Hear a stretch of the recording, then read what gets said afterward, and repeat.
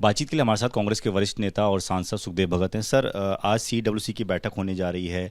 बिहार में आज़ादी के बाद पहली बैठक है, कई मायने इसके निकाले जा रहे हैं, लेकिन इस बीच सवाल भी उठ रहा है कि क्या सहयोगी दलों पे, जो खासतौर पर महागठबंधन के दल हैं, उन पर इस दबाव डालने की कोशिश कांग्रेस कर रही है सीट गठबंधन से, सीट बंटवारे से पहले, कि ज़्यादा सीटें आपको हासिल हो सके, एक पावर दिखाने, एक शक्ति दिखाने की कोशिश है। मैं समझता हूँ कि कांग्रेस पार्टी अपने दायित्वों को समझती है।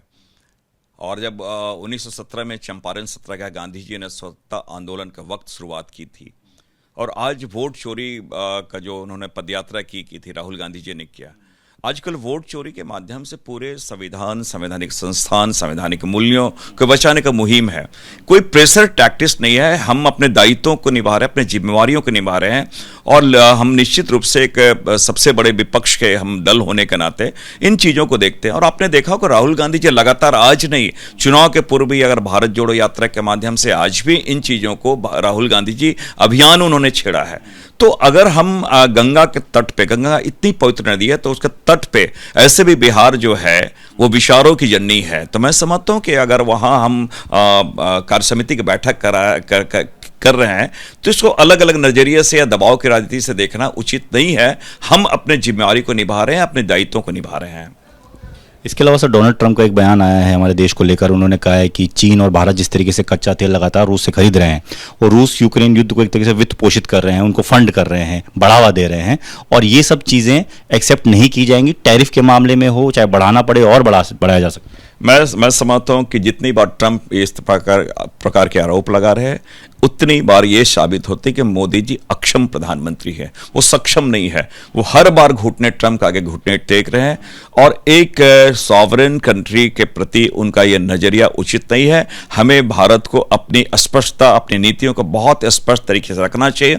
लेकिन ऐसा लगता है कि मोदी जी देश से ज्यादा अपनी छवि के बारे चिंतित है, और आज भी वो ट्रंप के बारे किसी भी बातों को ना तो खंडन करते हैं, ना जवाब देते हैं, चाहे सदन हो, सदन के बाहर हो। तो यही एक कारण है कि उसका मनोबल, उनका ट्रंप का मनोबल इतना बढ़ा हुआ, और इस प्रकार के वो लगातार वक्तव्य दे रहे हैं। इसके इतर सर, जो जेलेंस्की हैं यूक्रेन के राष्ट्रपति, उनका भी एक बयान आया है। उन्होंने भारत के सपोर्ट में बयान दिया। उन्होंने कहा कि यूरोप का एक बड़ा साझेदार है भारत, महत्वपूर्ण साझेदार है भारत, और इसके साथ साझेदारी बनी रहनी चाहिए। ट्रंप के बिल्कुल इतर उन्होंने ये बयान दिया। देखिए, मैं समझता हूं अगर भारत की वैदेशिक नीति ऐतिहासिक परिप्रेक्ष्य में देखें, तो जो नेचुरल एलाई था हमारा रूस के था। ये अलग बात है कि लगातार जिस प्रकार मोदी जी ने अपने वैदेशिक नीति को परिवर्तित किया है, या हम अकेला पड़ गए हैं, तो इसके लिए भारत से के मोदी जी की सरकार जिम्मेवार है। और हम ये चाहते हैं कि जो हमारे पुराने रिश्ते, वैदेशिक नीति रही है, नॉन अलाइंड मूवमेंट वाली, वो आज भी कायम रहे। आयला मोहम्मद को लेकर सर एक लगातार विवाद चल रहा है। जगह जगह जिस तरीके से यात्राएं निकल रही है, उनको एक तो रोका जा रहा है, पुलिस एक्शन भी हो रहा है, कार्रवाई भी हो रही है, उसको लेकर भी विरोध चल रहा है। उनका कहना है कि अगर कोई अपने भगवान को याद कर रहा है, अपने खुदा को याद कर रहा है, तो उसमें किसी को क्या दिक्कत हो सकती है। मैं समझता हूँ कि संवैधानिक दायरे में जो संविधान जो प्रावधान की है, जो प्रोविजन है, उसके तहत हर लोगों को अपने मैं समझता हूं कि ये तो फंडामेंटल राइट में भी है, अपने धर्म के बारे उन्हें संरक्षित करना, उनके बारे बतलाना, तो इससे कहीं से भी गलत नहीं है। लेकिन मैंने कहा कि भारतीय जनता पार्टी आज भी वो चाहती है कि समाज में वैमनस्यता फैले और चीजों को तूल देती है। एक सर, गरबा को लेकर भी लगातार विवाद चल रहा है। पहनावे को लेकर लोग टिप्पणियां कर रहे हैं, कह रहे हैं, एडवाइजरी तक जारी कर रहे हैं कि इस तरह का पहनावा नहीं होना चाहिए, उस तरह का पहनावा नहीं होना चाहिए। एक अलग तरह की बहस शुरू हो गई है। देखिए, मैं समझता हूं कि त्यौहार का मतलब होता है उल्लास है, उत्साह है, भाईचारा है। त्यौहार का मतलब ये कहीं नहीं होता है कि आपस में एक वैमनस्यता फैले।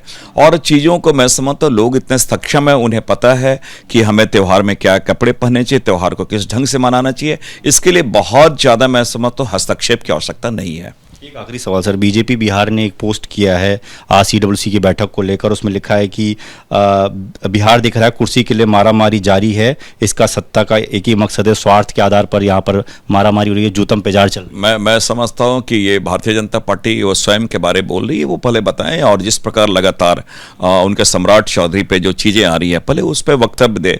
और हम में मैं समझता हूँ अगर ये लगातार ये बोलते हैं कि हम सीरियस नहीं है, तो फिर इतने चिंतित क्यों हैं।